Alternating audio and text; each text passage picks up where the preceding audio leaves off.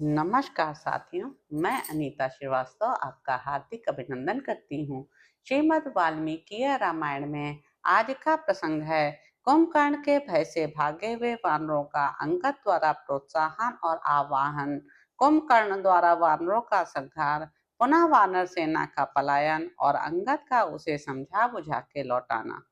महाबली कुंभकर्ण पर्वत शिखर के समान ऊंचा और विशालकाय था। वह परकोटा लांघकर बड़ी तेजी के साथ नगर से बाहर निकला। बाहर आकर पर्वतों को कपाता और समुद्र को गुजाता हुआ सा वह उच्च स्वर से गंभीर नाद करने लगा। उसकी वह गर्जना बिजली की कड़क को भी मात दे रही थी। इंद्र, यम अथवा वरुण के द्वारा भी उसका वध होना असंभव था। उस भयानक नेत्र वाले निशाचर को आते देख सभी वानर भाग खड़े हुए। उन सबको भागते देख राजकुमार अंगद ने नल नील गवाक्ष और महाबली कुमुद को संबोधित करके कहा, वानर वीरों, अपने उत्तम कुलों और उन अलौकिक पराक्रमों को भुलाकर साधारण बंदरों की भांति भयभीत हो तुम कहाँ भागे जा रहे हो? सौम्य स्वभाव वाले बहादुरों, अच्छा होगा कि तुम लौट आओ। क्यों जान बचाने के फेर में पड़े हो? यह राक्षस हमारे साथ युद्ध करने की शक्ति नहीं रखता। यह तो इसकी बड़ी भारी विभीषिका है। इसने माया से विशाल रूप धारण करके तुम्हें डराने के लिए व्यर्थ घटाटोप फैला रखा है। अपने सामने उठी हुई राक्षसों की इस बड़ी भारी विभीषिका को हम अपने पराक्रम से नष्ट कर देंगे। अतः वानर वीरों, लौट आओ। तब वानरों ने बड़ी कठिनाई से धैर्य धारण किया और जहां तहां से एकत्र हो हाथों में वृक्ष लेकर वे रणभूमि की ओर चले। लौटने पर वे महाबली वानर मतवाले हाथियों की भांति अत्यंत क्रोध और रोष से भर गए और कुंभकर्ण के ऊपर ऊंचे ऊंचे पर्वतीय शिखरों, शिलाओं तथा खिले हुए वृक्षों से प्रहार करने लगे। उनकी मार खाकर भी कुंभकर्ण विचलित नहीं होता था।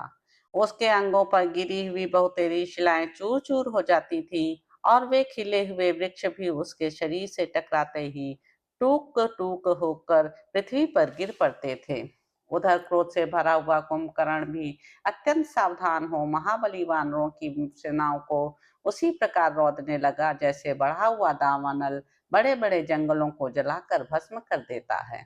बहुत से श्रेष्ठ वानर खून से लथपथ होकर धरती पर सो गए, जिन्हें उठाकर उसने ऊपर फेंक दिया। वे लाल फूलों से लदे हुए वृक्षों की भांति पृथ्वी पर गिर पड़े। वानर ऊंची नीची भूमि को लांघते हुए जोर जोर से भागने लगे। वे आगे पीछे और अगल बगल में कहीं भी दृष्टि नहीं डालते थे। कोई समुद्र में गिर पड़े और कोई आकाश में ही उड़ते रह गए। उस राक्षस ने खेल खेल में ही जिन्हें मारा, वे वीर वानर जिस मार्ग से समुद्र पार करके लंका में आए थे उसी मार्ग से भागने लगे। भय के मारे वानरों के मुख की कांति फीकी पड़ गई। वे नीची जगह देख देख कर भागने और छिपने लगे। कितने ही वृक्षों पर जा चढ़े और कितनों ने ही पर्वतों की शरण ली। कितने ही वानर और भालू समुद्र में डूब गए। कितनों ने ही पर्वतों की गुफाओं का आश्रय लिया। कोई गिरे, कोई एक स्थान पर खड़े न रह सके, इसलिए भागे। कुछ धाराशाही हो गए और कोई कोई मुर्दों के समान सांस रोककर पड़ गए। उन वानरों को भागते देख अंगद ने इस प्रकार कहा, वानर वीरों, ठहरो, लौट आओ, हम सब मिलकर युद्ध करेंगे।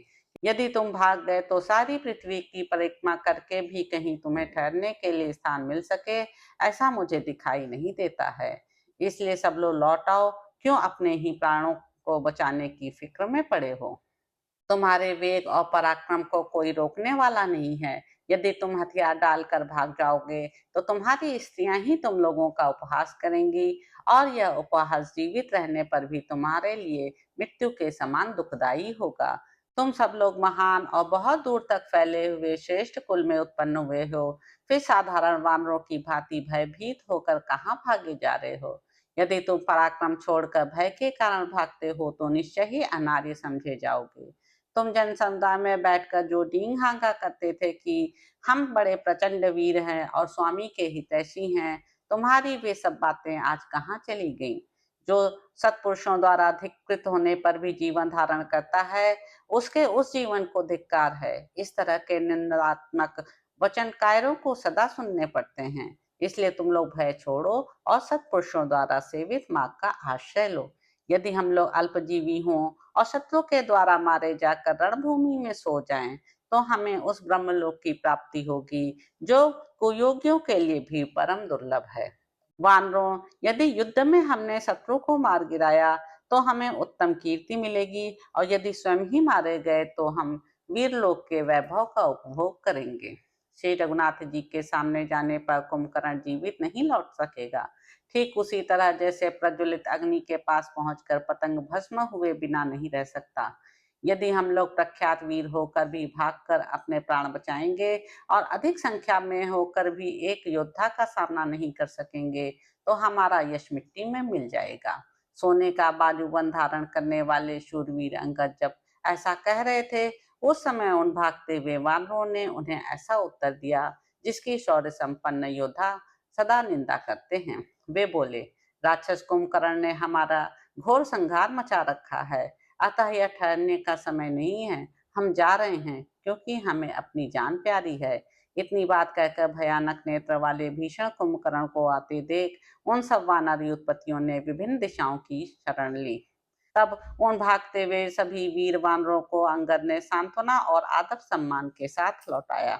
बुद्धिमान वाली पुत्र ने उन सबको प्रसन्न कर लिया। वे सब वानर युद्धपति सुग्रीव की आज्ञा की प्रतीक्षा करते हुए खड़े हो गए। तदंतर ऋषभ, शरभ, मैंद, ध्रुम, नील, कुमुद, सुषेण, गवाक्ष, रंभ, तार, द्विविद, पनस और वायुपुत्र हनुमान आदि श्रेष्ठ वानर वीर तुरंत ही कुंभकर्ण का सामना करने के लिए रण क्षेत्र की ओर बढ़े। तो इस प्रकार साथियों, युद्ध कांड में निहित 66वां सर्ग यहाँ पर समाप्त होता है। इसके अगले अंक में आप जानेंगे कि कुंभकर्ण का भयंकर युद्ध और श्री राम के हाथ से उसका वध। तो अब आपसे अगले अंक में मुलाकात होगी। मेरे YouTube चैनल संवाद विद अनीता को लाइक करें, शेयर करें, सब्सक्राइब करें। धन्यवाद साथियों।